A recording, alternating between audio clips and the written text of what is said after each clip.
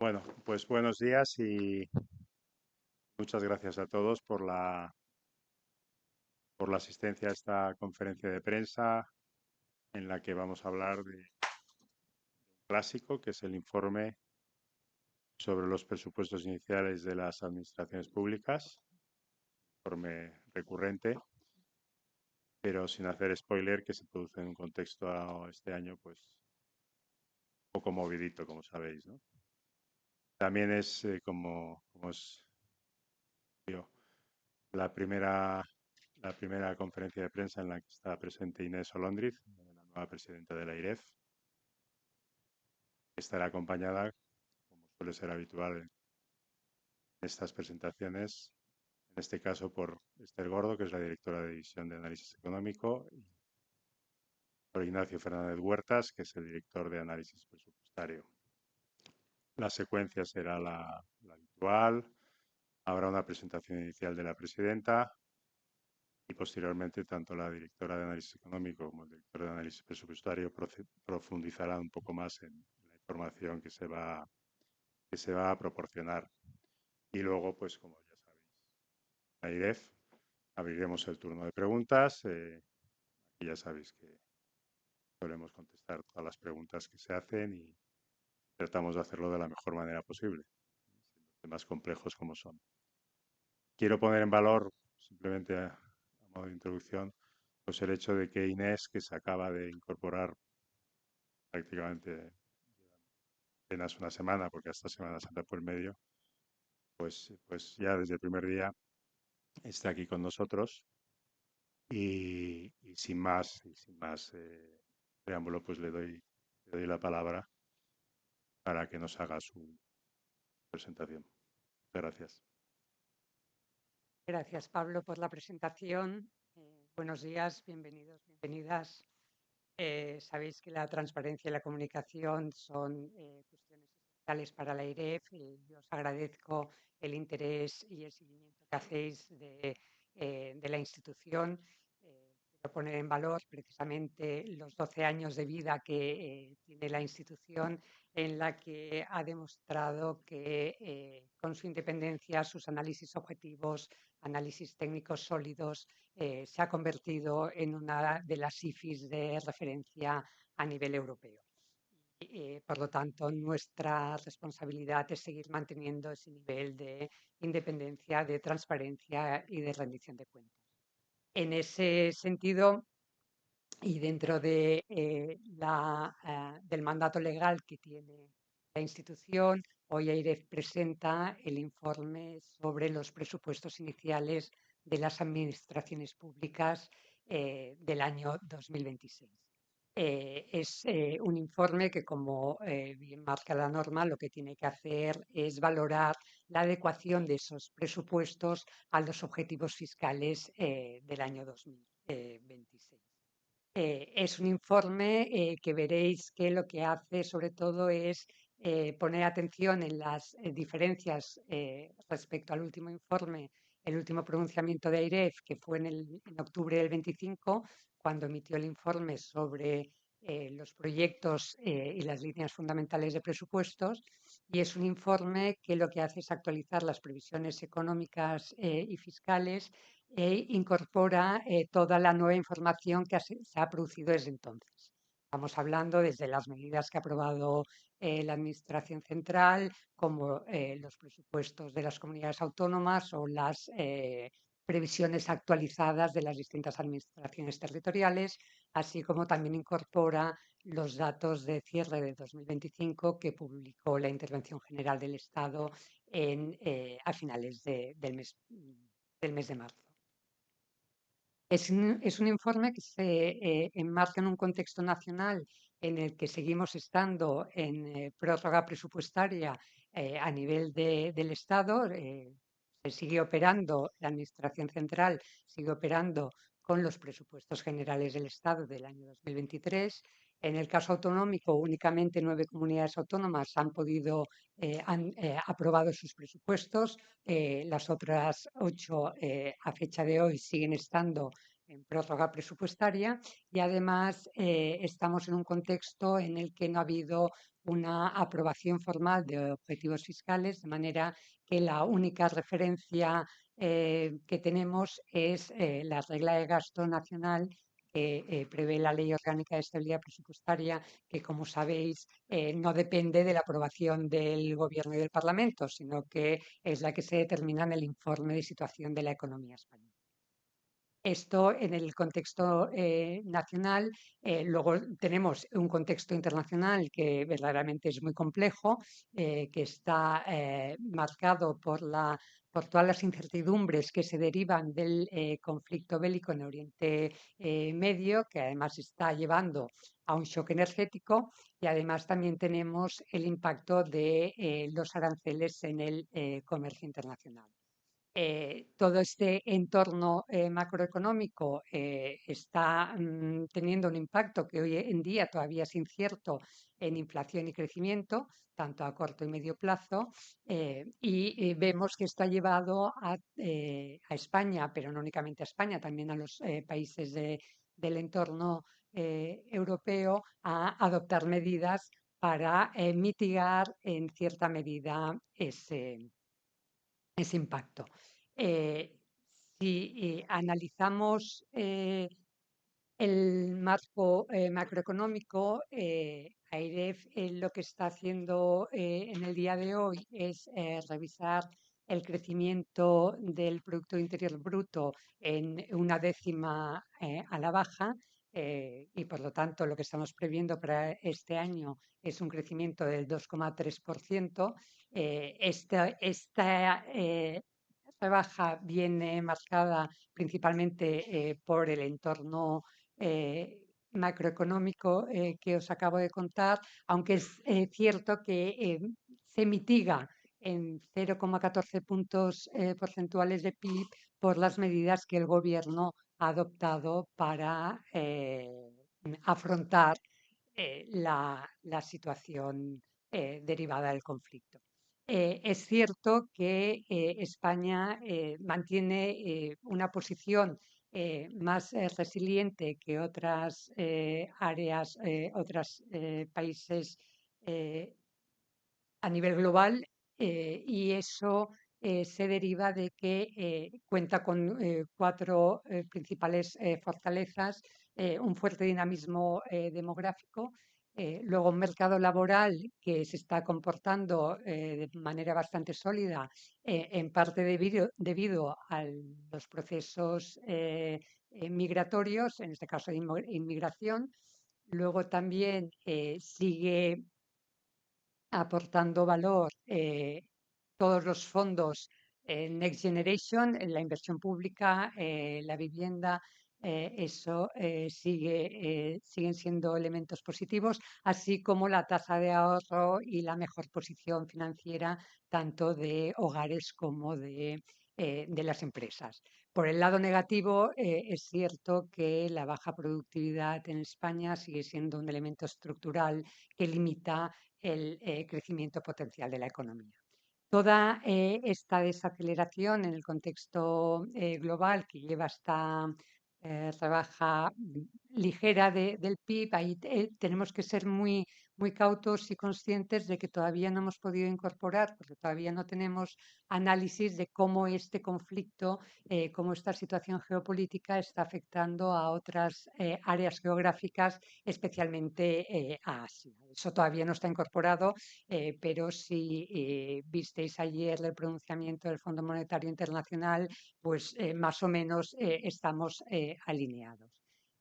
¿Cuál es el impacto macroeconómico que estamos viendo más acusado? Es por el lado de la inflación. Ahí el aumento de los precios de la energía sí que nos ha llevado a revisar el dato de inflación, y ahora lo que prevemos para el conjunto del año es un IPC del 3,2%. Estos son 1,2 puntos porcentuales por encima de lo que preveíamos en nuestro último escenario. Insisto en que todo este escenario es muy cambiante, es muy difícil en cualquier situación hacer proyecciones, pero en situaciones tan volátiles, pues hay que ser cautos y hay que hacer un seguimiento constante de las distintas informaciones que van apareciendo y podamos ir incorporando a nuestro análisis.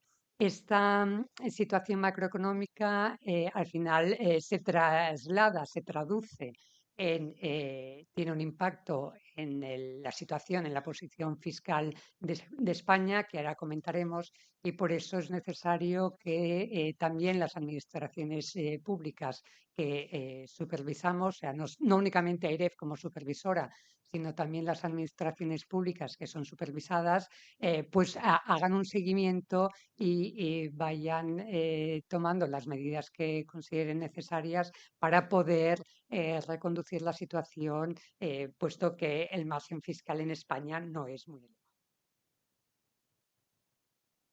Si paso a comentar las previsiones que tenemos de déficit para el conjunto de las administraciones públicas, en 2026 hemos aumentado nuestra previsión de déficit en 6 décimas. Ahora prevemos que el déficit del 2026 será del 2,6% del PIB. Esos son 2 décimas más que en el año 2025, que se cerró con un déficit del 2,4%, y ese mayor déficit viene explicado en gran medida, mayoritariamente, por las medidas temporales que el Gobierno ha puesto en marcha para hacer frente no únicamente a la situación derivada del contexto geopolítico, sino también para hacer frente al impacto que han tenido los últimos fenómenos climáticos en España, que han afectado principalmente a Andalucía y Extremadura. El coste de todas esas medidas son esas 6 décimas de PIB que aumenta el déficit, y además es un coste que se concentra fundamentalmente en la Administración central. Es la Administración central que asume prácticamente 5 décimas de esa desviación. Esta situación de mayor déficit y en principio, esta décima de menor crecimiento económico que prevemos a fecha de hoy, nos lleva a proyectar que la deuda española, la deuda pública española, se sitúe justo por debajo del 100% a final de 2026. En concreto, nos sale un 99,9%, ¿vale? Pero en cualquier caso, en el entorno del 100%, partimos de una situación de un 2025 en el que la deuda acabó en el 100,7%, y por lo tanto vemos que sigue habiendo una reducción paulatina de la deuda sobre PIB, pero somos conscientes de que este nivel de deuda sigue estando por encima del nivel prepandemia. O sea, que todavía no se ha podido absorber el impacto de todo lo que ha acontecido en estos últimos años. La deuda en términos absolutos sigue creciendo, y prevemos que esa evolución de la ratio deuda-PIB siga en una senda descendente, pero es cierto que esa senda descendente pues cada vez es más moderada y está muy condicionada por el marco económico. En cualquier caso, la deuda sigue siendo una vulnerabilidad que tiene España. O sea, estamos hablando de deudas del 100%, por lo tanto, muy expuestos a cualquier situación negativa que se dé en el entorno. Y de ahí que los márgenes fiscales que existen pues son bastante limitados. Si entramos a analizar el impacto de la situación y la posibilidad o no de cumplir o no cumplir con las reglas fiscales, vemos que en el año 2026 hay riesgo de incumplimiento tanto de la regla de gasto nacional como de la regla de gasto europea. En el caso de la regla de gasto europea, que sabéis que lo que mide es la variación del gasto primario neto de medidas de ingresos, lo que prevemos es un incremento de ese gasto en el año 2026 del 5,9%. Eso es un incremento sustancial si lo comparamos con el 4,6% que AIREF estimaba en octubre del año pasado, y ese incremento viene determinado por el impacto que las medidas temporales que se han adoptado en relación con el contexto geopolítico están teniendo especialmente en la Administración Central. En la Administración Central, lo que prevemos es que el crecimiento del gasto primario neto de medidas sea de un 10,6%, por lo tanto, muy superior al que preveíamos hace unos meses, y es el que explica fundamentalmente la desviación en la regla de gasto europea. Si nos vamos a la regla de gasto nacional, ahí también vemos un mayor incumplimiento tanto en la Administración Central como en comunidades autónomas, pero sobre todo en la Administración Central, y los motivos son exactamente los mismos. Es el impacto de las medidas que se han adoptado para hacer frente a la situación actual, pero es cierto que el impacto es sustancial. Más que doblamos la previsión que teníamos en octubre, y ahora prevemos una tasa de crecimiento del gasto computable del 7,3%. Como veis, es distinta a la de el gasto europeo, la regla de gasto europeo, y eso viene derivado de que se miden, las medidas que se utilizan no son exactamente iguales. En el caso del gasto, de la regla de gasto europeo, y disculpad que me he olvidado de comentarlo, sabéis que el nuevo marco de gobernanza europea permite cierta flexibilidad que lo que hace es que las desviaciones que se tienen del gasto eh, en comparación con lo que se ha pactado en el plan fiscal estructural a medio plazo, esas desviaciones se computan en una cuenta de control que tiene dos niveles: un nivel anual, que te da un margen hasta del 0,3% del PIB, y un nivel acumulado que es del 0,6%. Pues bien, con esta previsión que ahora tenemos nosotros del 2025, del 2026, del 5,9%, nos llevaría a un acumulado en el periodo 24-26 de lo que es la variación del gasto primario neto de medidas del 15,9%. O sea, habrá crecido ese gasto un 15,9%, que es superior al 13% acumulado que está en el plan fiscal estructural. Eso, en términos de la cuenta de control, ¿qué significa? En primer lugar, tenemos todavía la duda de cómo acabará la cuenta de control del año 2025, porque el dato que tenemos todavía no es el definitivo.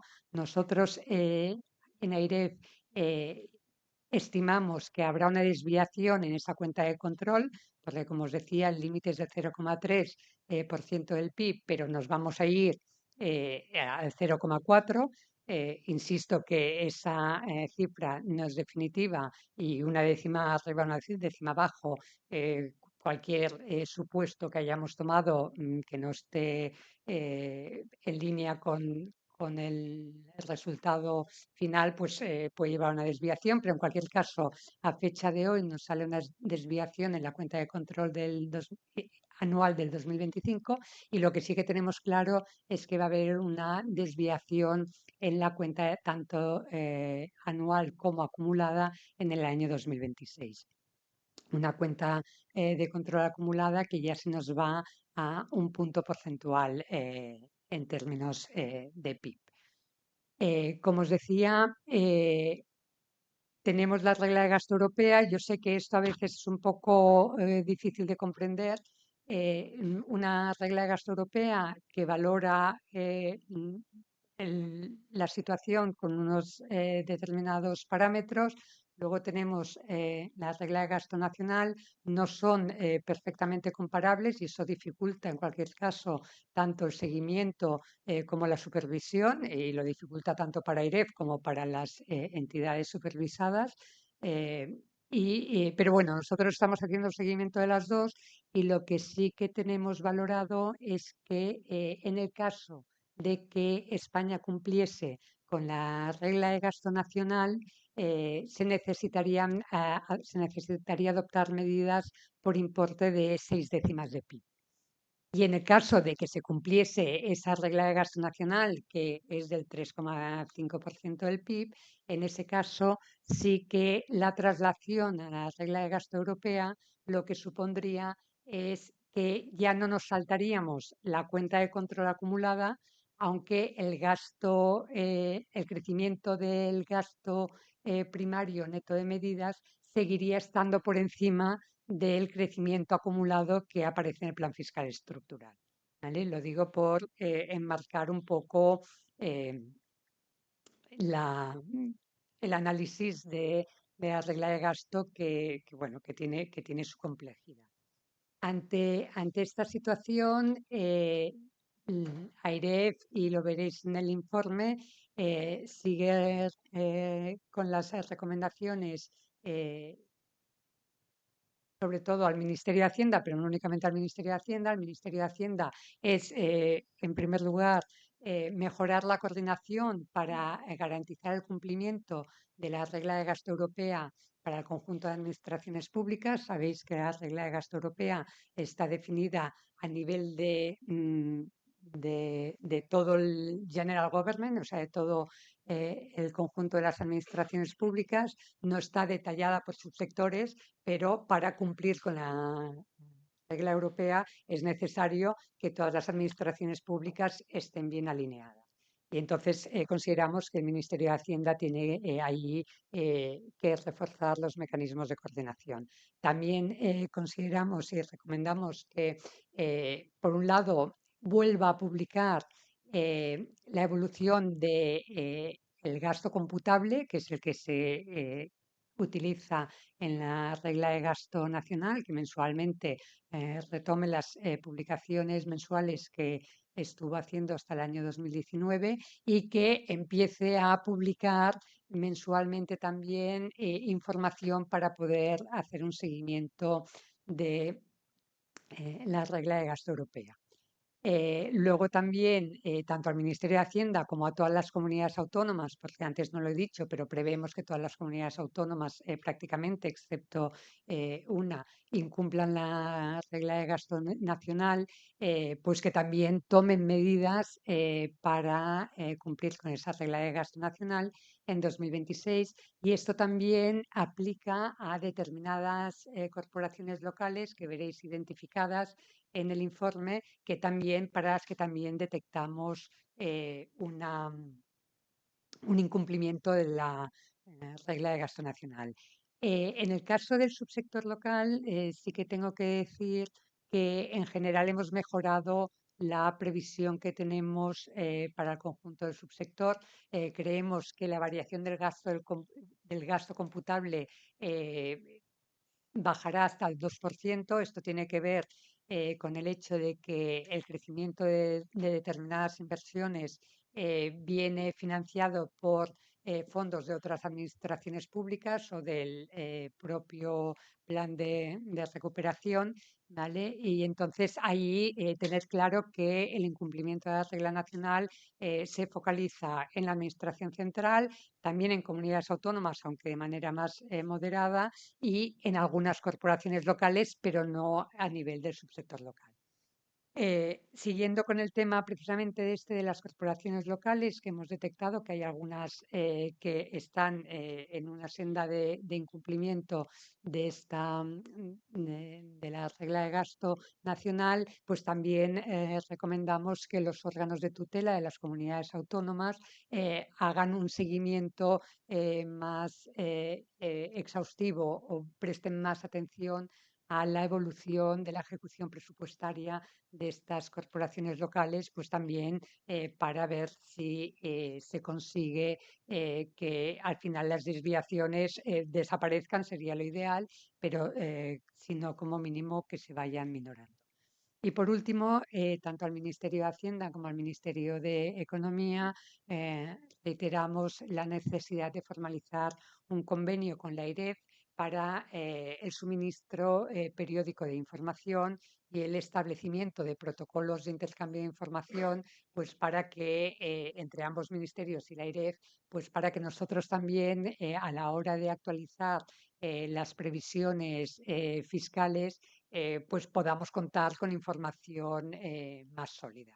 En cualquier caso, el no disponer de esa información lo que supone es que nos obliga a realizar más hipótesis y más supuestos y, por lo tanto, yo creo que el compartir la información dentro de un ámbito de cumplir con el principio de lealtad institucional y de cooperación, creemos que es necesario. Yo en principio paro aquí, espero no haberme olvidado de nada de lo que os quería decir y ahora paso la palabra a la directora de la División de Análisis Económico, a Esther, que profundizará en las cuestiones que yo he comentado, la pincelada que yo he dado sobre la situación económica. Esther. Muchas gracias, Inés. Es que siempre tenéis en nuestros informes, como ha comentado Inés, yo os voy a dar un poquito más de detalle de la naturaleza del ejercicio de previsión que estamos haciendo en esta ocasión. Como ella ya ha mencionado y Pablo también, este ejercicio viene marcado, como no podía ser de otra manera, por de la crisis en Oriente Medio, de la guerra. Y como ha sucedido ya de manera muy recurrente en los últimos años, pues estamos frente a un acontecimiento del que sabemos el punto de partida, pero no el punto de llegada. Tenemos mucha incertidumbre todavía a la hora de valorar el impacto que puede tener un conflicto de esta naturaleza en el escenario macro. Y por eso sí que me gustaría dedicar primero unas palabras a contaros bien, que entendáis bien la naturaleza del ejercicio que estamos haciendo, la dificultad que tenemos para trasladar todavía algunos de los canales a nuestro escenario macroeconómico y lo que hemos trasladado por el momento. Pero desde luego es un escenario en el que, de nuevo, en pocas semanas tendremos que volver a revisar nuestras previsiones macroeconómicas porque hay elementos que todavía no hemos introducido. El principal canal que calibramos en nuestro escenario, como os podéis imaginar, es el que discurre a través de la dependencia energética y de los precios de la energía. En este caso, sí que destacamos en nuestro informe, no sé, me oigo como así, como con eco, pero no sé si estoy muy cerca, muy lejos. No, es que te he puesto dos porque correcto. Vale, Perdona. así me puedo poner más lejos, ¿no? No, o sea, pero, No, o sea, vale, bueno. pero es que con el otro enfoque no Bueno, podía si no ver. me oís, me lo decís. O sea, decía que el canal que podemos valorar hasta este momento con mayor certidumbre, dentro de la incertidumbre total, es el que discurre a través de los precios de la energía. En este caso sí que en el informe destacamos pues lo que habéis destacado muchos en las noticias de estos últimos días, que la exposición directa de España al cierre del estrecho de Hormuz es menor de la que teníamos en el pasado, es menor de la que tienen muchas economías asiáticas y algunas economías europeas. Y esto es lo que queríamos destacar en el gráfico de la izquierda, que como veis el porcentaje de importaciones energéticas que proceden de Oriente Medio, en el caso de España, ha disminuido de manera notable en los últimos años. En 2016 se acercaba al 20% y ahora está próximo al 10%. Cual, en ese sentido, la exposición, la vulnerabilidad de España es más moderada que la que tienen otras economías. Otro elemento, dejadme que vaya un poquito adelante y un poquito atrás, otro elemento que reduce nuestra exposición y nuestra vulnerabilidad ante este conflicto es el aumento de las energías renovables en el peso total de la energía que utiliza la economía española. Esto lo veis en el gráfico de la derecha, donde veis que a principios de los 2000 el peso de las renovables en la generación de energía en el total de la economía española era del 8%, y ahora es un cuarto del total. Esto es lo que hace, y es lo que veis en el gráfico de la izquierda, es que este tipo de shocks se transmiten en menor medida al precio de la electricidad e incluso en menor medida de lo que estamos viendo en otras economías europeas, que es lo que veis en el gráfico de la izquierda. Aún así, lo que hemos visto desde el estallido de la guerra es que el precio del petróleo ha aumentado de manera notable, ha oscilado en torno a unos 90, 120 dólares barril. El precio del gas también ha aumentado, aunque desde luego muy lejos de lo que vimos con la guerra de Ucrania. Y la gran dificultad que tenemos es que a ritmo de declaraciones, ultimátums, treguas, pues ha habido mucha volatilidad en la respuesta del precio del petróleo, con lo cual os podéis imaginar las dificultades que tenemos a la hora de trasladar todas estas oscilaciones a nuestro escenario macro, en el caso del canal que os estoy diciendo que podemos valorar con mayor certidumbre. Pero bueno, aún así, hemos utilizado todas las herramientas, modelos que tenemos a nuestra que tenemos en AIREF y que hemos desarrollado en los últimos años para intentar calibrar ese canal energético, y esto es lo que obtenemos. En la parte de arriba lo que veis es lo que obtenemos, el impacto en el PIB y en el IPC que obtenemos cuando simulamos el aumento de los precios del petróleo y del gas natural que hemos visto hasta el momento. El impacto que tenemos en 2026, que como veis en el caso del PIB, el shock energético, el que discurre a través de los precios de la energía, reduciría el crecimiento del PIB en 2 décimas y aumentaría la inflación en 1 punto.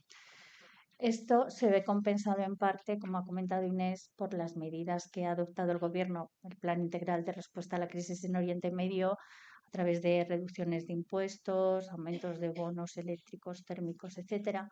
Y en ese caso, lo que obtenemos con nuestros modelos cuando introducimos esas medidas es que compensarían el impacto en el PIB en 0,1, o sea, el impacto del conflicto quedaría reducido a la mitad. En el caso del IPC, estas medidas, de acuerdo con nuestros cálculos, tendrán un impacto nulo en el promedio del año. Así que es cierto que mientras están en vigor reducen el crecimiento de los precios, pero una vez que son medidas de carácter transitorio, la mayoría concluyen el 30 de junio, con lo cual una vez que concluyan tendrán un efecto compensatorio y en el promedio del año el impacto sería 0.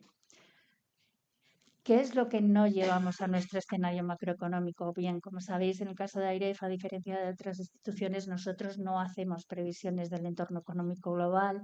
Teníamos la percepción, y ayer lo confirmó el Fondo Monetario Internacional, de que había economías asiáticas que podían estar muy afectadas por el conflicto, que son más dependientes y están más expuestas a la energía procedente del Golfo.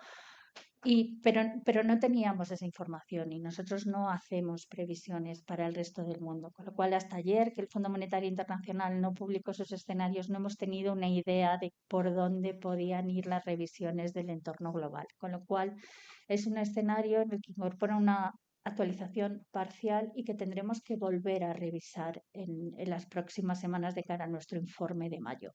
El Fondo Monetario, como ha comentado Inés, ayer publicó los nuevos escenarios, asigna de momento un impacto a la guerra de Irán de menos 0,3 frente a los escenarios que hubiese hecho precrisis, sitúa el crecimiento global en el 3,1%, pero también es un informe que revela mucha incertidumbre, la incertidumbre que tenemos a la hora de calibrar este conflicto, porque ese escenario que ellos llaman de referencia se calcula y se calibra teniendo en cuenta que el conflicto se soluciona en unas semanas. Si el conflicto dura más, escala la intensidad, etcétera, tienen un escenario que denominan severo o extremo, no me acuerdo muy bien, yo creo que era el severo, donde el crecimiento del PIB mundial se reduciría hasta el 2%, algo que solo se ha visto en 4 ocasiones desde 1980, lo dicen en el informe. Con lo cual, estamos ante un fenómeno que si escala, permanece, pues puede tener efectos mucho mayores de los que nosotros hemos llevado hasta el momento a nuestro escenario macro. Luego retomaré alguna idea al final en los riesgos. Entonces, ¿qué es lo que hacemos en el escenario macroeconómico en esta revisión que, como os digo, puede tener un carácter parcial y que tendremos que revisitar en las próximas semanas? Pues por un lado tenemos la información de cierre del año 25, donde el INE publicó el cuarto trimestre de la contabilidad trimestral, que acabó con un crecimiento del 0,8 superior a lo que esperábamos, lo cual supone una revisión al alza en nuestro crecimiento frente al que teníamos en enero.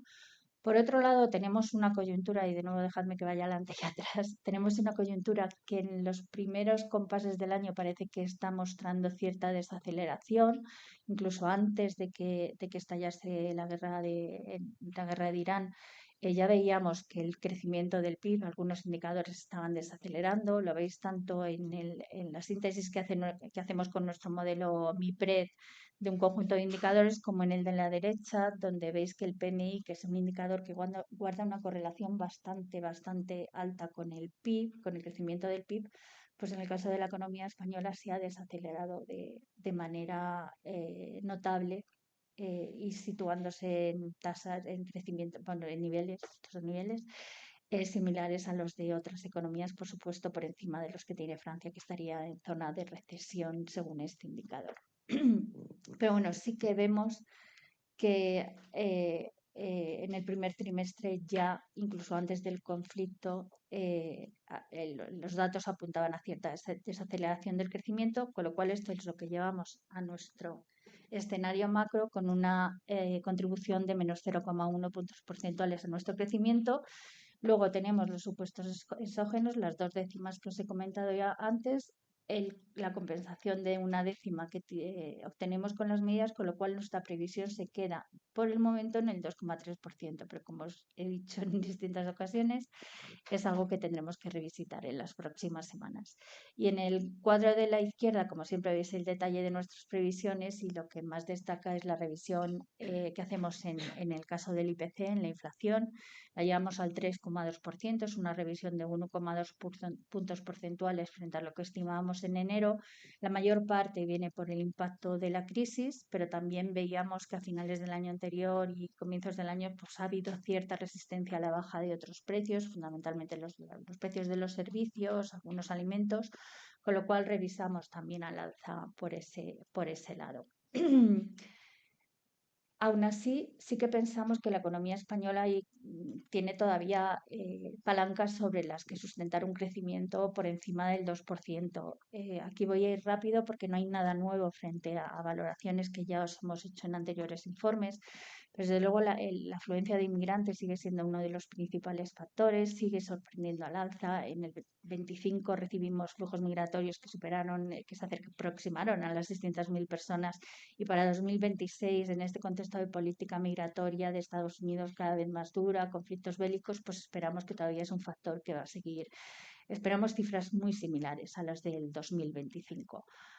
Esto está favoreciendo un crecimiento del consumo, formación de nuevos hogares, que además en el caso del consumo se ve sustentado también porque la tasa de ahorro de las familias sigue siendo alta. Con lo cual, para 2026 todavía proyectamos un crecimiento del consumo alto, sustentado en flujos migratorios altos, tasas de ahorro altas. Nuestro elemento de incertidumbre que tendremos que valorar es cómo responde la confianza del consumidor frente a este conflicto. Es nuestra mayor duda, porque sí que veíamos que se había recuperado frente a los niveles más bajos obtenidos durante la pandemia, que no había recuperado niveles muy altos, y ahora puede ser otro elemento que tengamos que valorar, pues bueno, cómo se ve afectado por la guerra de Irán. El segundo elemento que está impulsando el crecimiento de la economía española, que sostiene el crecimiento de la economía española, es la inversión. Es cierto que todavía muy concentrada en el caso de la inversión pública, muy vinculada al despliegue de los fondos europeos, y también en productos de la propiedad intelectual, que también está muy vinculada al despliegue de los fondos europeos. Es cierto que agosto es el último mes para cumplir hitos vinculados al plan, pero nosotros pensamos que a lo largo del 26 todavía es un elemento que va a sustentar el crecimiento de la economía española. En el caso de la inversión privada, mantenemos todavía para el 2026 un crecimiento moderado. Pensamos que este componente, que ya venía teniendo un comportamiento moderado, se va a ver afectado de nuevo por la incertidumbre, con lo cual no planteamos una recuperación muy dinámica del resto de la inversión en equipo, distinta de la inversión en vivienda. Porque para el componente de vivienda sí que pensamos que va a haber cierta recuperación en el crecimiento respecto a lo observado en el 25, desde luego sin alcanzar los niveles que veíamos a mediados de los 2000, pero sí que estamos viendo cierta reanimación de la inversión en vivienda, pero importante es que todavía el ritmo de creación, el ritmo de terminación de viviendas está muy por debajo del ritmo de creación de hogares que estamos viendo en este contexto de flujos migratorios de afluencia de población a la economía española, con lo cual las tensiones de precios en el mercado de la vivienda pensamos que van a seguir persistiendo. Pero nada nuevo respecto a lo que os veníamos diciendo. En el mercado de trabajo, de nuevo, el ritmo de creación de empleo sigue siendo alto, muy sustentado por la afluencia de la población inmigrante, que además, y cada vez yo creo que es un elemento que se percibe con mayor claridad, está permitiendo que se sigan manteniendo ritmos de creación de empleo altos con una relativa contención de los salarios reales de la economía española. Y eso a pesar de que, como veis en el gráfico de la derecha, la tasa de paro se sitúa en niveles muy reducidos en comparación con su promedio histórico. De hecho, nuestra previsión para el 2026 es de un 9,9%, que en la media del periodo de los últimos años es una cifra muy, muy baja. No es la mínima, pero sí es muy baja. Quizá el elemento más desfavorable es viene del lado del sector exterior. La aportación del sector exterior pensamos que en 2026 va a seguir siendo negativa, próxima a 0,6 puntos porcentuales.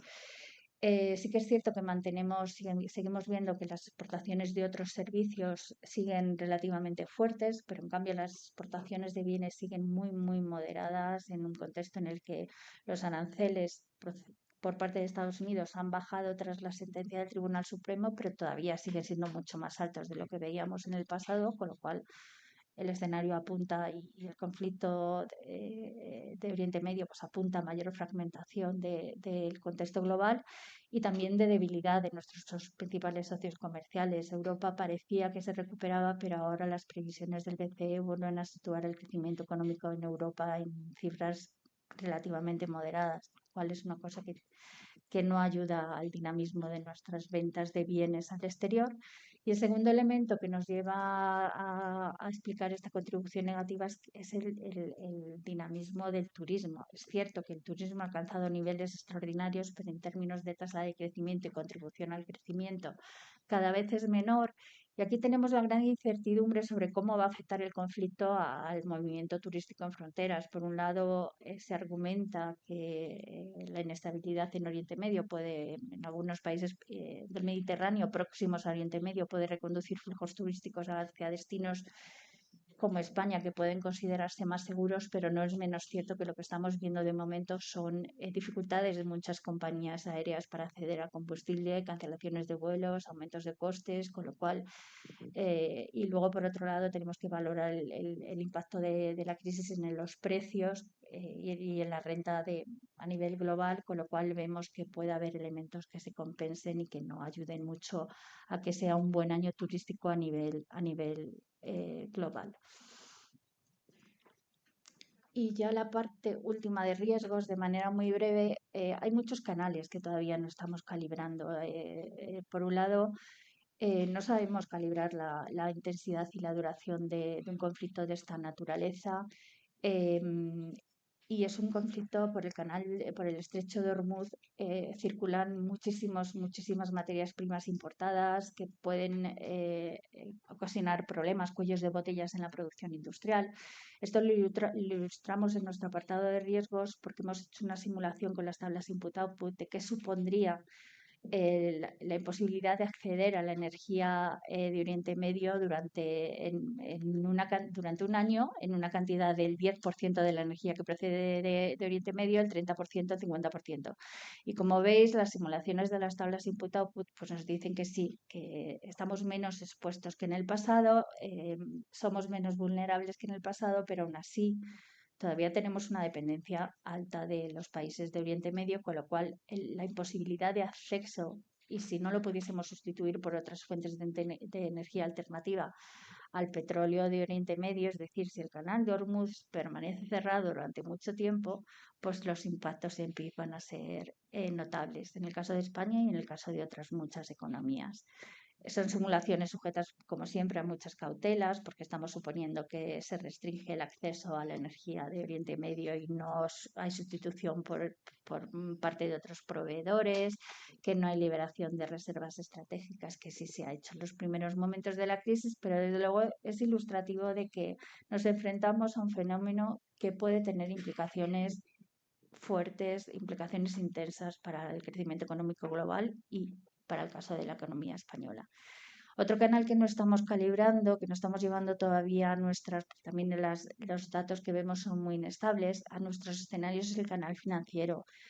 Es evidente que si persiste o escala el conflicto, pues ya lo hemos visto en el comportamiento inicial de las bolsas, en la reacción inicial de las bolsas, de la inestabilidad en los mercados financieros, las cotizaciones bursátiles están corrigiendo a la baja y también los tipos de interés de la deuda pública están reaccionando cotizando mayores tasas de inflación a nivel global, como también una posible reacción por parte de las autoridades monetarias. Con lo cual, este canal financiero también tendremos que ver cómo va evolucionando a medida que se desarrolle el conflicto, se desenvuelva el conflicto y cómo trasladarlo a nuestros escenarios. También estamos viendo que el proceso de contención de las primas de riesgo de la deuda española, francesa, italiana frente a la alemana, pues se ha detenido. No hay grandes cambios, el gráfico parece que, pero sí que se ha detenido ese proceso de contención de las primas de riesgo.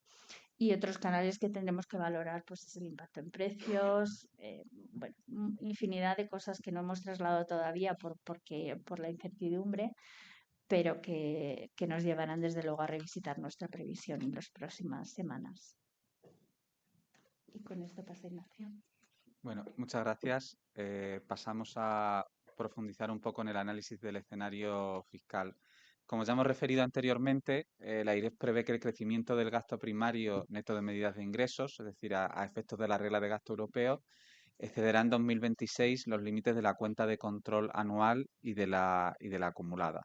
Nuestra previsión para 2026 es un crecimiento de este gasto neto del 5,9%, mientras que en el plan fiscal estructural de medio plazo se preveía un crecimiento del 3,5%. Además, en términos acumulados, hay que también tener en cuenta el dato de 2025, que en nuestra estimación, y esto sí que quiero volver a recalcarlo, es una estimación que todavía no está cerrada porque no son datos definitivos. Habría habido un crecimiento también por encima de lo comprometido en el plan fiscal estructural del 4,8 frente al 3,7. Esto hace que en términos acumulados, desde 2023, es decir, para el periodo 2024-2026, el crecimiento de este gasto neto haya sido para el conjunto de las administraciones públicas del 15,9%, mientras que el compromiso y la recomendación recogida en el Plan Fiscal Estructural de medio plazo era del 13%. Una pequeña aclaración sobre qué estamos incluyendo y qué no estamos incluyendo en este cálculo del crecimiento del gasto neto. Como se hizo en el caso de la DANA, quedan completamente excluidos del cálculo de este gasto neto todas las medidas relacionadas con el tren de borrascas de principios de año que afectó sobre todo a Andalucía y Extremadura. Estos se consideran como elementos no recurrentes y por lo tanto se excluyen dentro de esta línea de los one-off.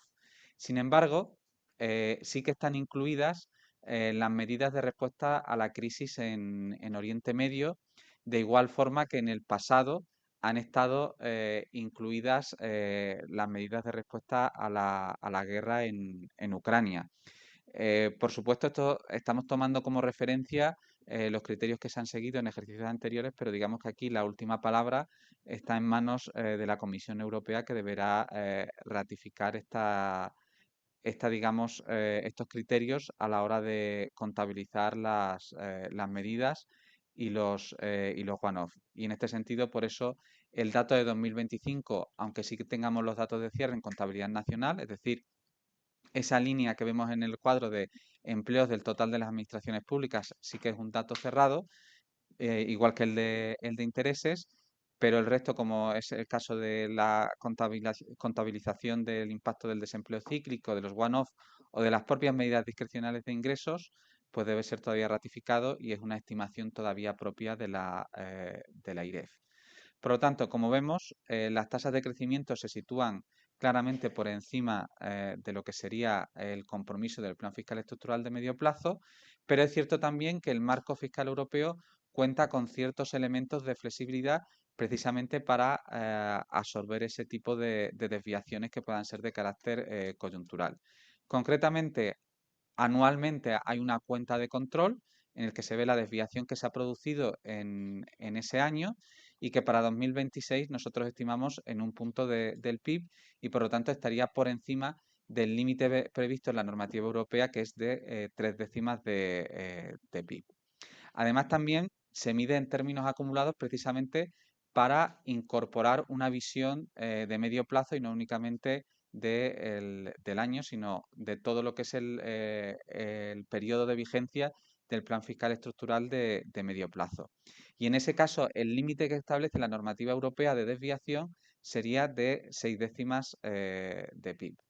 Como en 2024 lo que digamos es que acumulamos cierto margen porque el crecimiento estuvo por debajo de lo que fijaba el plan fiscal estructural de medio plazo, se nos acumuló un saldo positivo en esa cuenta acumulada de 4 décimas de PIB. En 2025, de acuerdo con nuestras estimaciones, habría habido una desviación anual de 4 décimas y por lo tanto, al llevarla a la cuenta de control acumulada, esa cuenta de control acumulada en 2025 se quedaría a cero y por lo tanto estaría en línea con lo comprometido en el plan fiscal estructural y dentro de los límites de esa cuenta de control acumulada. Pero finalmente en 2026, añadiendo la desviación anual que hemos mencionado de un punto del PIB, pasaríamos a tener también una desviación en términos acumulados de un punto del PIB y por lo tanto excederíamos los límites previstos en la normativa europea y por lo tanto estaríamos por encima de esas 6 décimas de PIB. También como última aclaración, sí que tenemos que tener en cuenta que España no ha solicitado hasta el momento la activación de la cláusula de escape nacional para acomodar el incremento del gasto en defensa. Como sabéis, es algo que ya han activado 17 países hasta la fecha, pero que España todavía no ha considerado oportuno hacer y que eso permitiría dotar de un mayor margen a la hora de cumplir con las reglas europeas. En todo caso, como ya señalábamos en algún análisis anterior, esto lo que permite es acomodarlo en el caso de este periodo, pero a futuro, en la medida que estás acumulando más déficit y más deuda, ese incremento del gasto en defensa se trasladaría a mayores ajustes en los próximos planes fiscales estructurales que tenga que presentar España. En términos de déficit, nuestra estimación central para 2026 estaría en el 2,6% del PIB. Por lo tanto, sería un incremento de 2 décimas respecto al cierre de 2025, que estaría, como ya hemos señalado, impulsado principalmente por las medidas. Este cierre, además, se situaría 5 décimas por encima de lo previsto en el Plan Fiscal Estructural y de medio plazo. Como sabéis, y vuelvo a recalcar, aquí la variable de supervisión fiscal ahora relevante es la que hemos señalado antes, la regla de gasto europea. En el caso de la previsión del plan fiscal estructural de déficit, es solo indicativo y no es de carácter vinculante. Sin embargo, hay que tener en cuenta que este 2,6% del PIB está muy vinculado a la puesta en marcha de unas medidas que tienen sobre todo un carácter temporal. Entonces, si excluimos estas medidas relacionadas con los desastres naturales, tanto con las borrascas como el gasto asociado a la DANA y la crisis en Oriente Medio, tendríamos un déficit del 1,9% del PIB. Como ya hemos señalado, tenemos por una parte el marco fiscal nacional, por otra parte el marco fiscal europeo, y eso nos lleva a resultados que son diferentes. Por ejemplo, en el caso del marco fiscal europeo, si se cumpliera la regla de gasto en 2026, es decir, si en 2026 el gasto primario neto de medidas de ingresos creciera un 3,5%, como está comprometido en el Plan Fiscal Estructural de medio plazo, el déficit sería del 1,7% del PIB. Si ahora nos fijamos en el marco fiscal nacional, lo que tendríamos es que si se cumpliera la regla de gasto nacional, porque una vez más remarco la diferencia, el marco fiscal europeo es exigible para el conjunto de las administraciones públicas, mientras que la regla de gasto nacional es exigible de manera individual para la administración central cada una de las comunidades autónomas y cada una de las corporaciones locales. Por lo tanto, si en esas administraciones el gasto computable creciera al 3,5%, eso tendría una repercusión en la regla de gasto europeo, que en vez de crecer al 5,9 crecería un 4,4%, y eso llevaría a que en términos de la cuenta de control anual la desviación sería solo de 0,4% del PIB. Por lo tanto, todavía por encima del límite del 0,3%. Pero en términos acumulados, eso nos llevaría a una desviación de 0,4 puntos de PIB, que sí que estaría dentro de los límites permitidos por la normativa europea, que se sitúa el límite, os recuerdo, en el 0,6% del PIB. Y este crecimiento, a su vez, del gasto primario neto de medidas de ingresos, lo que nos llevaría finalmente es a un déficit del 2% del PIB. Por lo tanto, como vemos, el marco fiscal europeo y el marco fiscal nacional, el cumplimiento de ellos nos lleva a resultados algo diferentes, aunque los dos, en la medida que buscan un objetivo común, empujan, digamos, en la misma dirección de una mayor consolidación. Como señalábamos antes, este informe sobre todo se centra en lo que sería ver los cambios que se han producido respecto al informe anterior que se emitió el 29 de octubre de 2025 sobre las líneas fundamentales de presupuestos. En términos de déficit, se revisa al alza la previsión de 2026 en 6 décimas. Teníamos una previsión del 2% del PIB, que ahora pasaría a ser del 2,6% del PIB. ¿Cuáles son los factores que influyen en esa revisión? En primer lugar, las medidas, como ya hemos señalado, que se supondrían 7 décimas más de déficit. La nueva información que incorporamos en términos de déficit es neutral, porque suponen un incremento tanto de los gastos como de los ingresos en una medida bastante parecida. Y luego también tendríamos un efecto macro que incrementa el IRPF y las cotizaciones a través de una mayor previsión que se hace de la remuneración de asalariados. Y esto sería lo que explicaría por sus sectores, como luego veremos en detalle, se concentraría la revisión en la administración central. Como señalaba anteriormente, las medidas para paliar los efectos de desastres naturales tendrían un impacto total de 4 décimas de PIB. En el caso de la DANA todavía tendrían un impacto más reducido que en el año anterior, pero todavía sería un impacto de 1 décima del PIB. Y sobre todo, como novedad respecto al informe anterior, incorporaríamos el impacto de las medidas para paliar los efectos del tren de borrascas en Andalucía y Extremadura. El impacto de estas medidas lo distribuimos 3 décimas de PIB en 2026 y 1 décima en 2027, recayendo la mayor parte del coste en la administración central y en menor medida sobre las comunidades autónomas. En el caso de las corporaciones locales, al igual que ocurría con la DANA, son compensadas por la Administración Central por los gastos que pudieran ejecutar, sobre todo en términos de infraestructuras o de compensación de beneficios fiscales de carácter temporal. En todo caso, sí que me gustaría destacar en este punto que hay un elevado grado de incertidumbre sobre cuál será el grado de ejecución y sobre todo el perfil temporal de estas medidas que se han anunciado. Especialmente, como hemos podido apreciar en el caso de la DANA en Valencia, en el ámbito de las infraestructuras, que no siempre se alcanza el nivel de ejecución inicialmente previsto. Y por lo tanto, esto llevaría a que el impacto en 2026 de estas medidas pudiera ser algo más reducido que lo que hemos incorporado inicialmente a nuestro escenario central. En el caso de las medidas para paliar los efectos de la crisis en Oriente Medio, estimamos un impacto de 3 décimas sobre el PIB, que está bastante en línea con lo que sería la memoria de análisis de impacto normativo del Real Decreto Ley 7/2026, por el que se aprobaban estas medidas, que en este caso son asumidas completamente por la Administración Central y se articulan tanto por el lado del gasto, en torno a unos 3.000 millones, y a través de medidas de reducción de la recaudación de impuestos indirectos, concretamente de la fiscalidad de la energía, tanto en el IVA como a través de los impuestos especiales. En el caso de estas medidas de reducción de impuestos, tienen un carácter temporal, hasta 30 de junio, que es el impacto que nosotros hemos incluido, aunque sí que había una cláusula que permitía desactivar las medidas si se cumplían determinadas condiciones durante el mes de junio. En este caso, el riesgo sería que si se prolonga la situación geopolítica, que como vemos es muy incierta y tiene un impacto sobre el escenario macroeconómico, en este caso, pues podría también llevar a una prórroga de estas medidas y, por lo tanto, a incrementar su coste para el conjunto del año y teniendo un mayor impacto en 2026. Adicionalmente, también, aparte del impacto que tiene sobre las cuentas públicas, hemos hecho un análisis de focalización de las medidas tributarias que han realizado nuestros compañeros de la División de Evaluación del Gasto Público. Normalmente este tipo de medidas siempre se recomienda por parte de los organismos internacionales que sean temporales y que estén focalizadas en la medida de lo posible.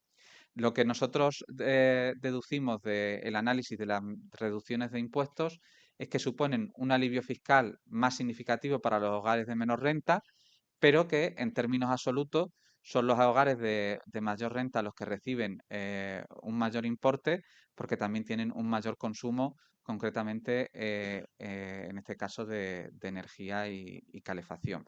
Por lo tanto, son medidas que tienen un carácter progresivo, pero menos que serían otras alternativas como pueden ser transferencias directas o medidas moduladas en función de la renta. Este análisis de manera detallada lo podéis encontrar en un recuadro en el informe. Pasando ya a analizar lo que serían las principales rúbricas de ingresos y de gastos, con la actual previsión tendríamos que los ingresos, sin tener en cuenta el plan de recuperación, crecerán en 2026 un 5,5%. Esto los llevaría a un nivel del 42,5% del PIB, que sería un 43,5% si incluimos el PRTR. Esto supone una revisión al alza respecto al informe anterior, aunque las medidas detraen 2 décimas de ingresos por las de respuesta a la crisis de Oriente Medio. La nueva información, que básicamente son los datos de recaudación de final de año y de principios de 2026, nos llevan a revisar al alza tanto la recaudación en los impuestos de renta, principalmente IRPF, y también en el caso del IVA. Luego, en el caso del efecto macroeconómico, por un lado, en términos nominales, se incrementaría la recaudación, como he señalado anteriormente, tanto en IRPF como en cotizaciones sociales, pero tenemos que tener en cuenta que como estamos preveyendo un mayor nivel de PIB nominal en 2026, básicamente por el cierre de 2025, habría un efecto denominador que supondría una reducción del peso sobre el PIB. En el caso de los gastos, se situarían en el 45,1% del PIB, por lo tanto tendrían un crecimiento del 6% sin tener en cuenta el plan de recuperación. En este caso, las medidas suponen unos mayores gastos de 6 décimas de PIB. También la nueva información supone un mayor consumo público y también mayor formación bruta de capital y otros gastos. Aquí principalmente la nueva información es el cierre de 2025 y en menor medida los datos de inicio de 2026. Y aquí el efecto macro, nuevamente, ese mayor PIB nominal que se espera en 2026, supone que se reduzca el peso de los gastos sobre el PIB en 2 décimas. Pasando ya al análisis por sus sectores, como señalábamos, el incremento del déficit está en comunidades autónomas en 1 décima, pero sobre todo se revisa al alza el déficit de la Administración central por la incorporación de las medidas.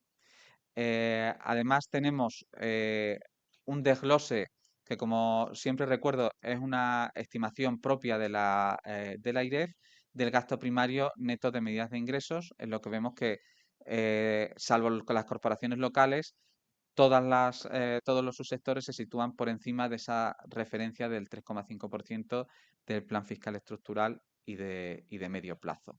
Concretamente, en el caso de la Administración central, preveríamos un incumplimiento de la regla de gasto nacional con un crecimiento del gasto computable del 7,3%, muy por encima de la tasa de referencia del 3,5%, mientras que en términos de gasto primario a efectos de la neto de medidas de ingresos, a efectos de la regla de gasto europea, el crecimiento sería el 10,7%.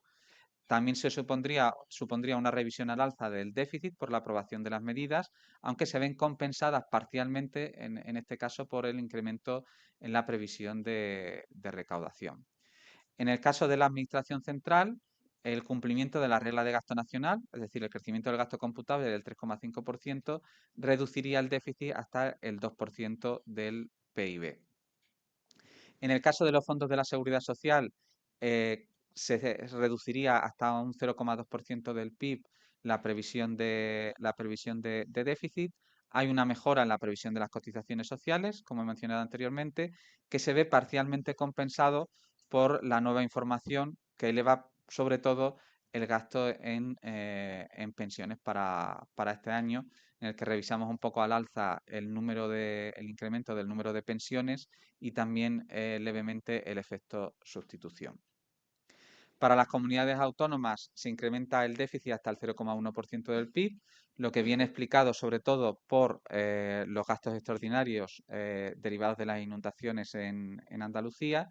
Y hay que tener en cuenta que estos gastos se excluyen de la regla de gasto y por lo tanto no impactan en la misma. A pesar de ello, sí que como subsector el gasto computable a efectos de la regla de gasto nacional crecería un 4,9% y por lo tanto por encima de lo que sería la tasa de referencia. Si ya pasamos a analizar individualmente a las comunidades autónomas, vemos que en términos de regla de gasto, salvo La Rioja, todas las comunidades autónomas presentan previsiones de tasas de variación del gasto computable por encima de la tasa de referencia, entre un 4,1 y un 6,1%, y por lo tanto habría un riesgo de incumplimiento. Y en términos de saldo, hay 12 comunidades autónomas que cerrarán con superávit de equilibrio en 2026, aunque sigue habiendo comunidades autónomas, en este caso Comunidad Valenciana y Murcia, con déficit por encima del 1% del PIB. En este sentido, también os recuerdo que hoy, además del informe en el que se analiza el conjunto de las administraciones públicas, también publicamos los informes individuales de cada una de las comunidades autónomas y actualizamos también esas previsiones en el Observatorio de Comunidades Autónomas. Por último, las corporaciones locales mantenemos la previsión de superávit del 0,2% del PIB. En este caso sí que el gasto primario neto de medidas de ingresos se sitúa por debajo del 3,5% y también como subsector esperamos que cumplan con la regla de gasto nacional. De hecho, se quedaría en un 1,8%. También publicamos hoy el análisis de la situación de las grandes corporaciones locales, en el que estimamos que todas van a cerrar con superávit en 2026, aunque algunas presentan riesgo de incumplimiento en la regla de la regla de gasto. Concretamente, los ayuntamientos de Barcelona, Zaragoza, Palma y Córdoba, además de la Diputación de Valencia y el Consejo Insular de Mallorca. Aquí también como dato novedoso incorporamos también el análisis del Ayuntamiento de A Coruña en la medida que ha superado esa barrera de los 250.000 habitantes y por lo tanto entraría ya en este grupo de grandes corporaciones locales. Por último, paso a comentar los resultados en términos de previsión de deuda. Estimamos una disminución que no llega a un punto de la ratio de deuda sobre el PIB y que se situaría pues justo por debajo de ese 100% del PIB y por lo tanto todavía por encima del nivel prepandemia. Esta evolución responde principalmente a una menor aportación del crecimiento económico y a un déficit público algo más elevado de lo que preveíamos anteriormente y un ajuste stock-flujo que esperamos que sea más reducido por la menor recepción de préstamos europeos. Por mi parte, esto sería todo y por lo tanto pasaríamos a las preguntas. Muchas gracias por vuestra atención. Pues muchas gracias. Perdón. Muchas gracias y como es habitual, vamos a empezar por Bruno, que me parece que se tiene que ir. Pedís la palabra y os identificáis nombre y medio. Muchas gracias. Bruno Pérez de ABC. Dos preguntas. En su último informe, el Consejo Fiscal Europeo recomendó que la Comisión Europea valorara la inclusión de España dentro del rango del procedimiento de déficit excesivo por sus desequilibrios fiscales. A la luz de estos datos que nos han presentado hoy, ¿considera que se corre ese riesgo de que en la próxima evaluación España se le abra un expediente por procedimiento de déficit excesivo. Y luego ha comentado como una de las recomendaciones aumentar la coordinación con las comunidades autónomas. Si podría ser más precisa en qué está pensando, en qué medidas se podrían adoptar o qué para aumentar esa coordinación. Muchas gracias. A ver si soy capaz. Gracias, Bruno. A ver, en cuanto a la apertura o no apertura del procedimiento de déficit excesivo, esa es una decisión que corresponde a la Comisión, por lo tanto nosotros ahí no tenemos que decir qué es lo que tiene que hacer la Comisión, pero sí que nosotros alertamos de los riesgos que detectamos y las cifras que nos salen están ahí.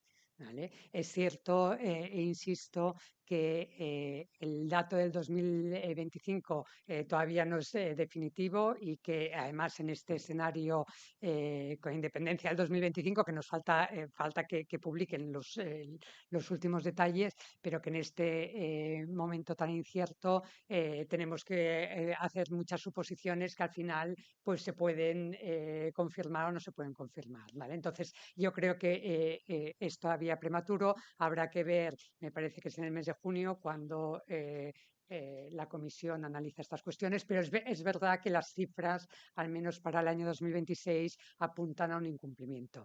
En el informe anterior, en el informe de octubre, AIREF lo que preveía es que el incumplimiento de la cuenta de control acumulada, de esa flexibilidad, el incumplimiento de ese 0,6 se produjese en el 2027. Lo que nosotros estamos previendo es que, dadas las circunstancias actuales y a raíz de todo lo que está aconteciendo, pues quizás eso ya se produzca en el 2026.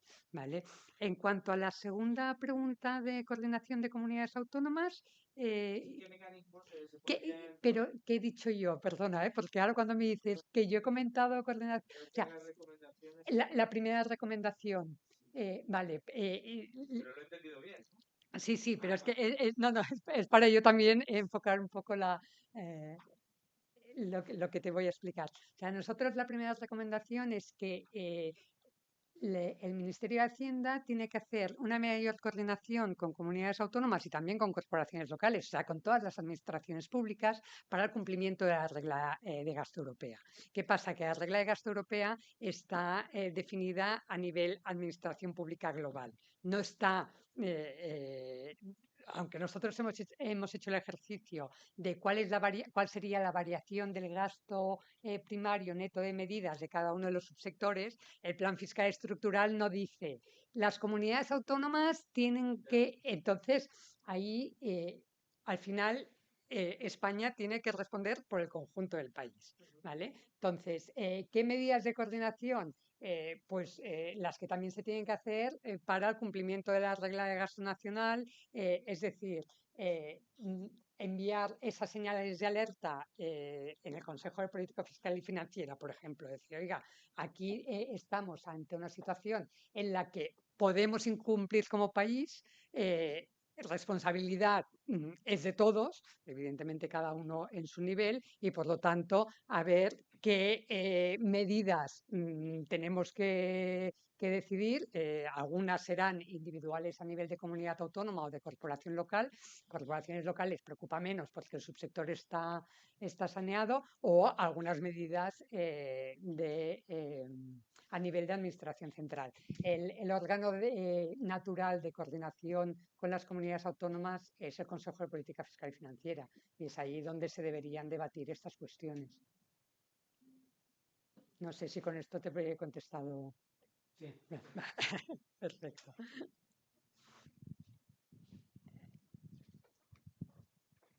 Sí, hola, buenos días. Juan de Portillo, de Expansión. Gracias por la presentación. Yo quería preguntarles, en primer lugar, en vista de esa revisión al alza de la previsión de déficit de 6 décimas, de su advertencia del estrecho margen fiscal con el que cuenta España y de este riesgo que comentaba con Bruno de que lleguemos al protocolo de déficit excesivo, entiendo que AIREF considera que el gobierno se ha quedado ya sin margen fiscal para implementar nuevas medidas frente al conflicto en Oriente Próximo, a la hora de alargar las que ya hay vigentes más allá de junio o de tomar nuevas, como se ha llegado a plantear, o la opción por ejemplo, de aprobar una rebaja del IVA de los alimentos como en la crisis de precios anterior.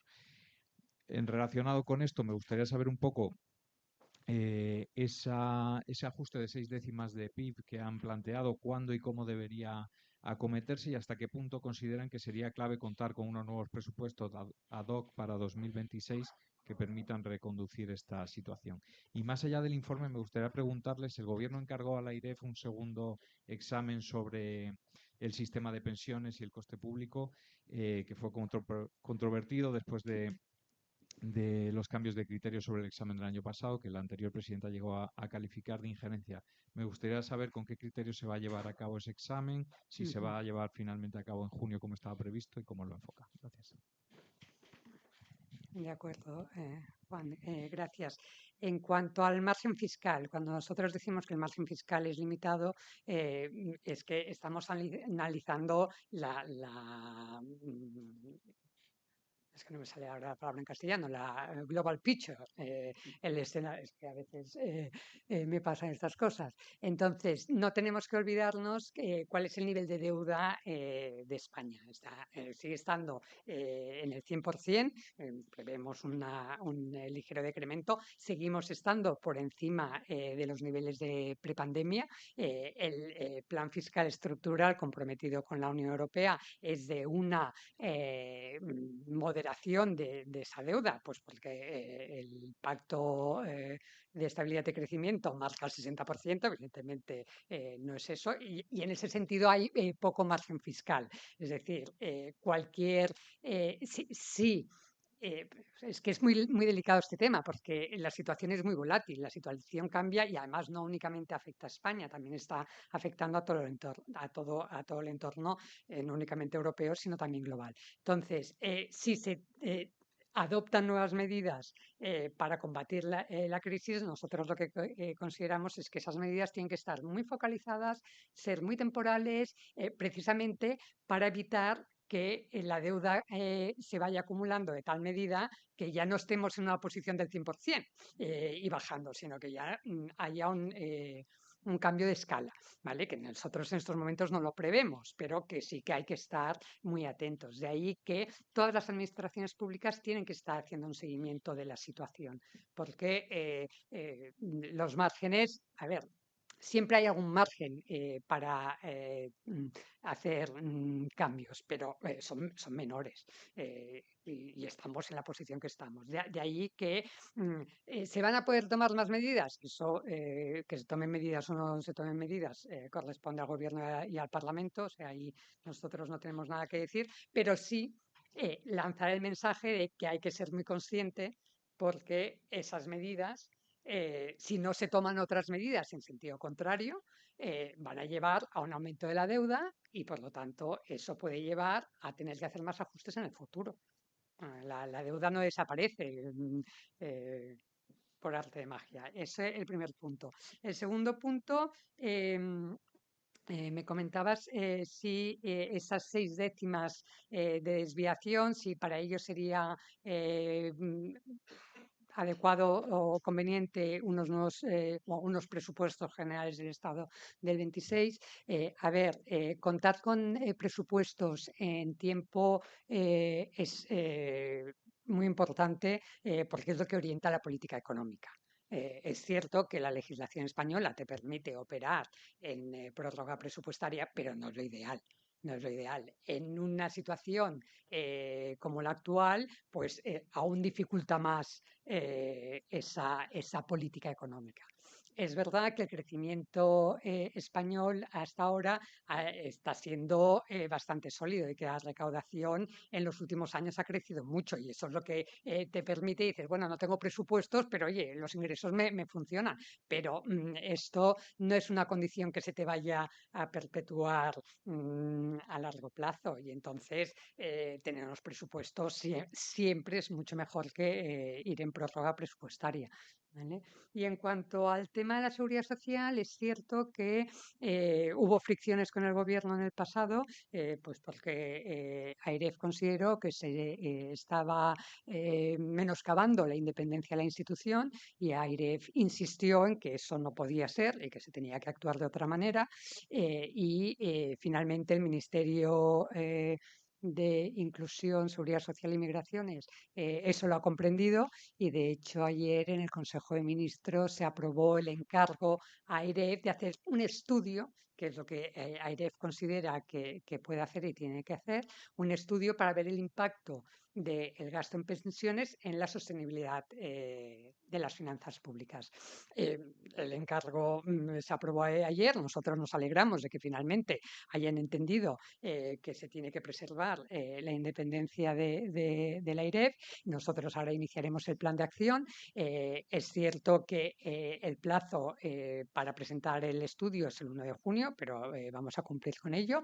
Y ahí, en el caso de las pensiones, lo que tenemos que tener en cuenta es que todos los análisis que se hacen desde distintas instituciones, desde distintos ámbitos, todos concluyen lo mismo, que hay una presión en el gasto ahí y que es una presión en el gasto que se va a ir materializando a muy largo plazo, estamos hablando hasta el 2050, ¿vale? Y por lo tanto, todos tenemos que estar analizando la información y a eso nos vamos a poner a partir de hoy mismo. O sea, ya he dado órdenes de que se empiece a trabajar en el plan de acción y vamos, estamos encantados de poder hacer un estudio como es lo que habíamos pedido ya en su momento.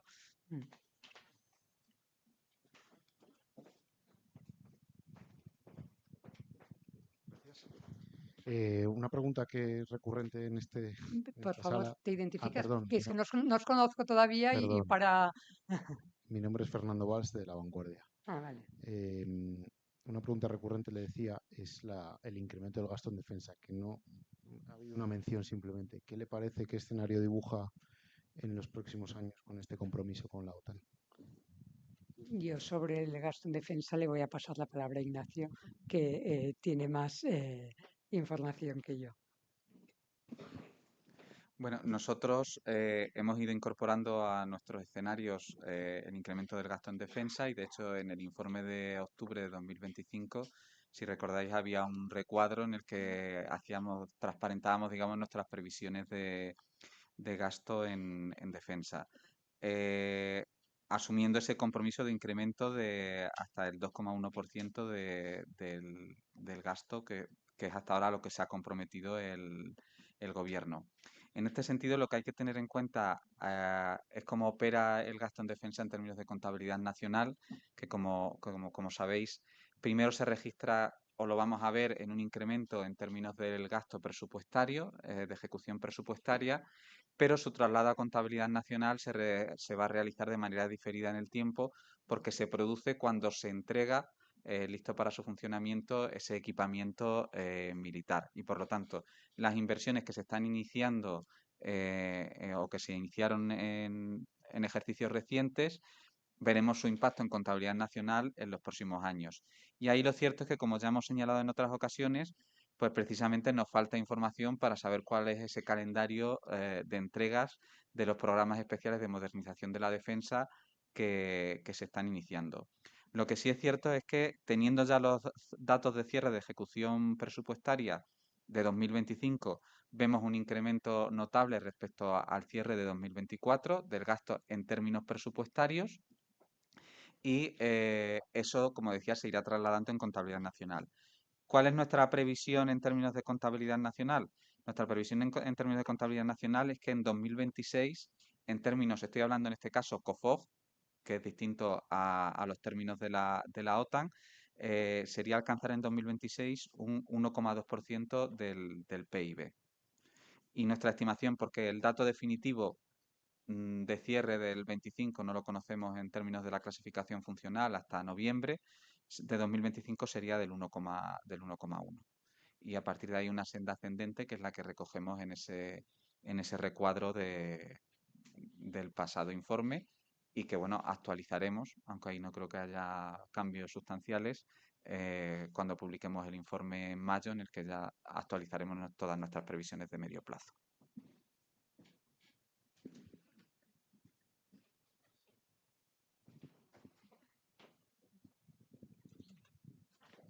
Hola, buenas, soy Cristina Doz del Confidencial. Tenía dos preguntas ahondando un poco en lo que ya se ha comentado antes. La primera, si es posible a nivel técnico focalizar más las ayudas por la guerra, porque el Gobierno dice que se han aprobado las actuales porque no se podía hacer otra cosa y para controlar la inflación. Si podéis ahondar un poco en qué fórmulas habría. Y la segunda, ¿cómo puede influir este aumento de la inflación al 3,2% que estimáis en el aumento del gasto en pensiones? Porque al final eso sería una revalorización mayor para este año y eso, el impacto fiscal que podría tener. Gracias.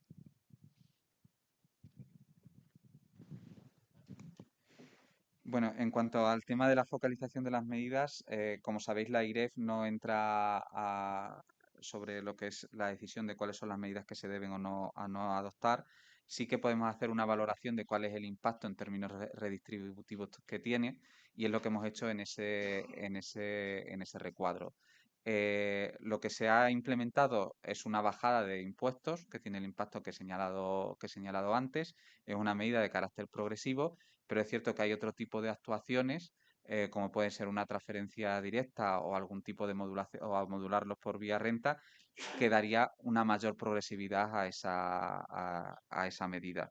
Pero en todo caso, como decía, no corresponde a la IREF juzgar qué tipo de medidas o no se toman. Simplemente poner esos datos encima de la mesa sobre el impacto fiscal que tienen y el impacto en términos de redistribución. En cuanto al impacto de la inflación sobre las cuentas públicas, bueno, tuvimos ocasión de verlo con la anterior crisis en Ucrania, y entonces va teniendo impacto en diferentes rúbricas de ingresos de ingresos y de gastos de manera diferida en el tiempo. En términos de recaudación, digamos, a través de los impuestos indirectos, tiene un impacto que es más inmediato. En el caso de los impuestos tipo renta, lo tendría en la medida que esa inflación se trasladara o no a salarios, y eso dependerá un poco de la duración y de los canales que comentaba antes Esther. Y en el caso de los gastos, concretamente en el caso de las pensiones, es una traslación automática, pero con un año de diferencia. Es decir, el impacto del incremento de la inflación que estamos viendo en este ejercicio lo veremos en 2027, y por lo tanto lo tendremos que incorporar a, como decía anteriormente, nuestra actualización de las previsiones de medio plazo. Pero actualmente está garantizado por la ley, por lo tanto, de manera automática, el incremento de inflación que se registre en 2026 se traslada a pensiones en 2027. Pero luego también es cierto que la inflación se traslada también a otro tipo de gastos, que ahí ya, bueno, depende un poco de la naturaleza del shock, y que afecte de una forma diferencial o no a diferentes tipos de productos, pues puede ir afectando también a consumos intermedios, y en última instancia, si así se negociara, pues a remuneración de asalariados. Un poco siguiendo los mismos canales que vimos en 2022. Hola, Beatriz Triguero de Voz Populi. Yo quería ahondar también en el asunto de las pensiones, concretamente en ese estudio que se aprobó ayer en Consejo de Ministros.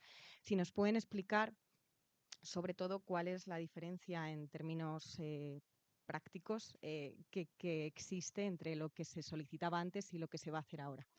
Cuál es esa diferencia entre ese examen y ese estudio.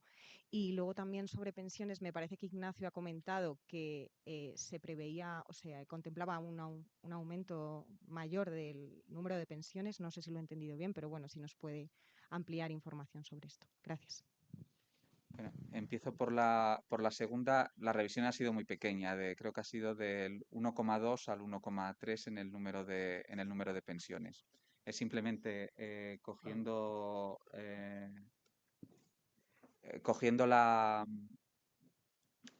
simplemente los datos más recientes de evolución del gasto en pensiones, de las estadísticas que publica el Ministerio ya de 2026, pues sí que vemos que está un poquito por encima de lo que habíamos previsto, pero vamos, es un ajuste de una décima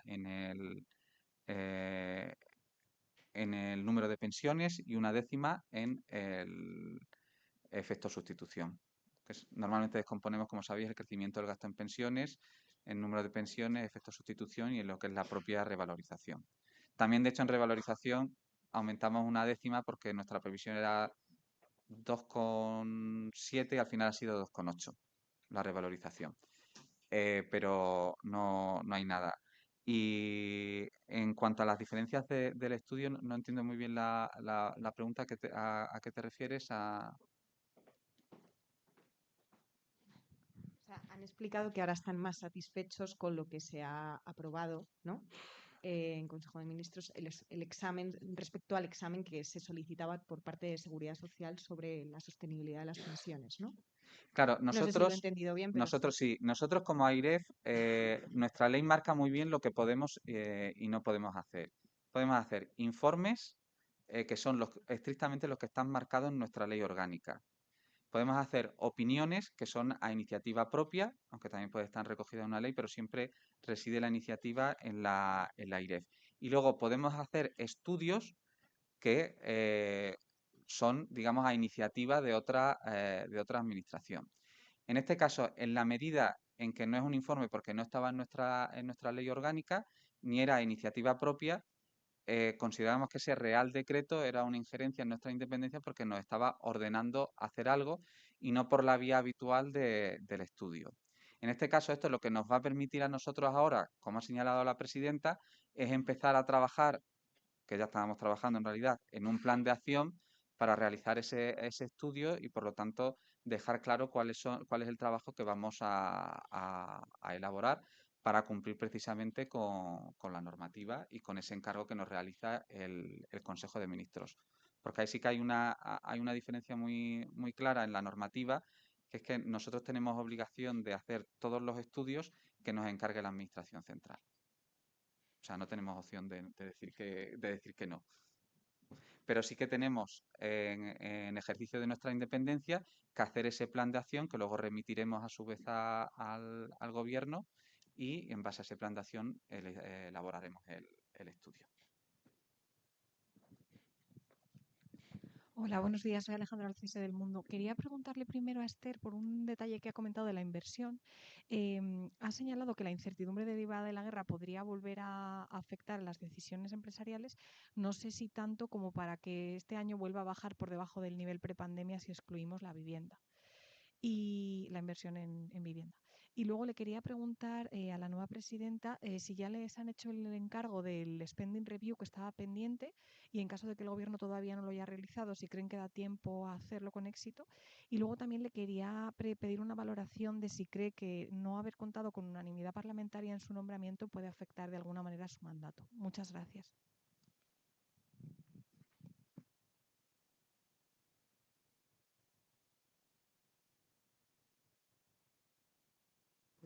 Joder, no sé qué le pasa a este. Bueno, aquí no te miro. Las estimaciones que tenemos ahora mismo, primero, trasladan muy poco impacto de la incertidumbre porque no hemos visto tampoco un despliegue como el que vimos de la incertidumbre, un aumento de la incertidumbre como el que vimos en los momentos de la pandemia. Y lo que hacemos es mantener la moderación que ha seguido este componente a lo largo de los años recientes. De momento, no pensamos que sea un conflicto tan intenso como fue la pandemia, de momento. Era lo que mencionaba anteriormente. Si escala o si perdura el cierre del estrecho de Hormuz, consideramos que los riesgos son altos, pero de momento no. De momento la inversión estaría por encima de los niveles prepandemia.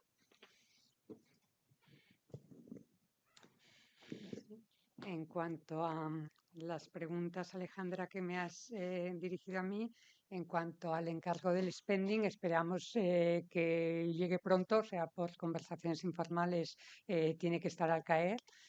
Una vez llegue, vamos a tener que hacer el plan de acción. Tenemos que ver el literal del encargo, hacer el plan de acción, presentarlo al Ministerio, que nos aprueben ese plan de acción y empezar a trabajar. O sea, yo ahí, cuando tengamos el encargo, pues ya iremos viendo cómo vamos desarrollando los temas, ¿vale? Y en cuanto al no haber contado con unanimidad en mi aprobación como presidenta, bueno, yo soy la presidenta de AIRE desde el 1 de abril. El procedimiento para nombrar la persona que ocupa la presidencia está marcado en la ley orgánica que se aprobó en el año 2013. Yo soy una persona, ya me iréis conociendo, que me he dedicado durante 35 años a trabajar en el mundo de las finanzas públicas, siempre desde posturas técnicas, tanto en el Ayuntamiento de Barcelona como en S&P, luego en el Ministerio de Hacienda. Es verdad que como alto cargo, pero ahí hay que tener muy claro cómo funcionan los ministerios. Está la capa política, que es la que toma las decisiones políticas, establece los objetivos políticos y toma las decisiones, y la parte técnica, que es la que elabora los análisis técnicos, pues para que al final se tomen las decisiones que consideren. Yo espero que toda la gente que ha puesto en cuestión mi idoneidad me vaya conociendo a lo largo de estos 6 años que tengo de mandato y vaya viendo mi naturaleza. Soy una persona fundamentalmente técnica. Yo me siento muy cómoda en el ámbito técnico. De hecho, mi primer día aquí en la AIRE fue el lunes pasado, y lo primero que hice fue ya sentarme a trabajar con el equipo, a hablar con los distintos directores y a darle continuidad a un trabajo estupendo que ha hecho la AIRE durante estos 12 años, y que creo que se tiene que mantener, y que además comparto plenamente los valores de independencia, transparencia y rendición de cuentas.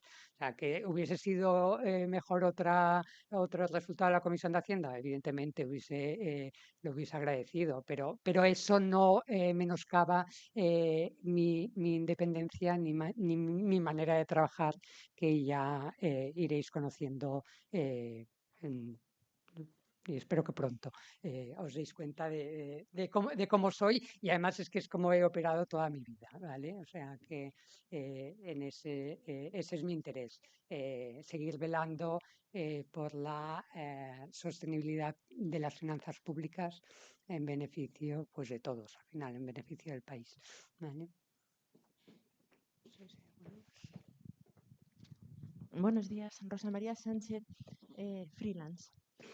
Tenía un par de preguntas. Se ha comentado que la circunstancia de que España no ha solicitado la cláusula de escape por motivo de gasto en defensa.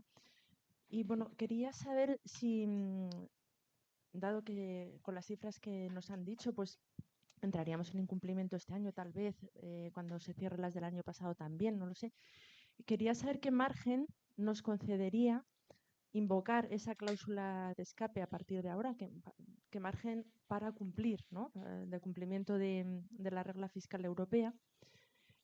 Y no sé si se puede hacer con efecto retroactivo, o sea, si se lo podríamos hacer con efecto, ya que las cuentas todavía no están cerradas, las de 2025, no sé si todavía estaríamos a tiempo de invocar esa cláusula con efectos para el año pasado. Bueno, y luego también quería preguntarle a la presidenta, hay un debate, como sabe, en Europa sobre la conveniencia de flexibilizar la regla fiscal las reglas fiscales en este contexto de incertidumbre internacional, de suspenderlas, de flexibilizarlas, en fin, hay diferentes propuestas sobre la mesa. No sé cuál es su opinión, no sé si esperan participar en ese debate, si ya les han solicitado algún criterio en tanto que entidad responsable de la sostenibilidad de la deuda en España. Gracias. ¿Contestas tú la parte de...? Empiezo yo por la cláusula de defensa. La cláusula de defensa se aplica, digamos, de manera acumulada. Se toma como referencia el gasto en defensa en peso PIB, clasificación funcional, por lo tanto, en términos de contabilidad nacional, de 2021. Y se compara, digamos, con el incremento que haya habido para el ejercicio en el que se esté analizando. Entonces, por ejemplo, si se aplicara para 2025, sería el crecimiento del gasto en defensa entre 2021 y 2025 en peso PIB, que según nuestros cálculos estaría entre 1 y 2 décimas de PIB, el margen adicional que te daría. Y para 2026 estaría, pues sería una décima más, estaría eso, entre 2 y 3 décimas. De hecho, concretamente con nuestras previsiones actuales nos sale 0,24. Pero bueno. Y eso se aplica, digamos, a la cuenta de control acumulada. O sea, no tanto que se aplica año a año, sino que se aplica sobre el acumulado para poder tener en cuenta el incremento que ha habido desde 2021 a 2025. No sé si queda...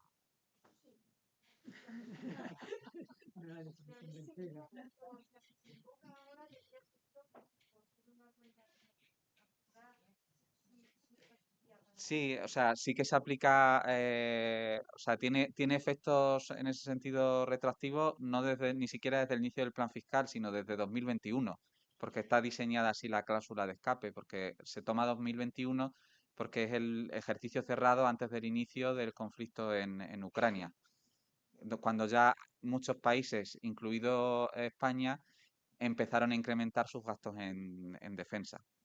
Entonces se toma de manera acumulada respecto a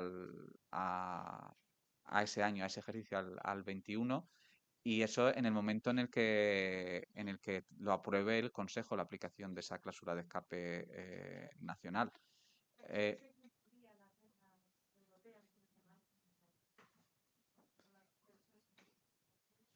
En 2026 todavía nos quedaríamos por encima de la desviación, pero evidentemente te acercaría a estar más cerca del límite de la cuenta de control acumulada. O sea, nosotros la desviación es de un punto, la que estimamos, lo que te aportaría, según nuestras previsiones de 2026 de gasto en defensa, sería entre 2 y 3 décimas, te quedas ahí todavía un poco al límite.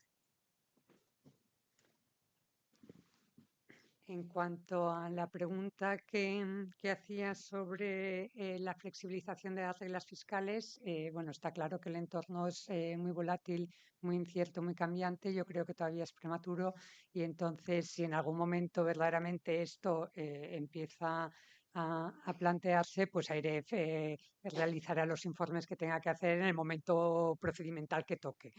Yo llevo una semana aquí y no me suena que haya llegado nada. ¿Vale? Pero bueno, tenemos que estar vigilantes y en el momento, sí sucede eso, pues participaremos en el punto en el que nos toque participar. En cualquier caso, uno siempre tiene que tener en mente que con o sin reglas fiscales, al final la deuda será la que sea y por lo tanto la sostenibilidad fiscal se tiene que seguir supervisando y vigilando pues para que se consiga que esté dentro de unos márgenes que sean gestionables. Quería hacer una puntualización respecto a lo que he dicho antes. Hay que tener en cuenta que la evaluación que hace la Comisión Europea del cumplimiento de los compromisos se hace con datos cerrados. Es decir, lo que la Comisión ahora va a evaluar, aunque también publique sus previsiones, es el dato cerrado de 2025, que es el que nosotros todavía no conocemos y por lo tanto se mantiene cierto grado de incertidumbre. Y por lo tanto, nuestras previsiones de 2026, cuando ya se cierre 2026, se evaluarían más bien en la primavera del 27. ¿Vale? ¿Alguna pregunta más? Bueno, pues le paso la palabra a la presidenta para que cierre esta rueda de prensa. Bueno, pues ha sido mi primera rueda de prensa, no será la última. Espero seguir contando con vuestra asistencia. Os agradezco que hayáis estado hoy aquí y que hagáis la difusión que soléis hacer de los informes que publica la AEREF. Y os emplazo a la próxima rueda de prensa que todavía no sé cuándo será, ¿vale? Pero muchas gracias en todo caso.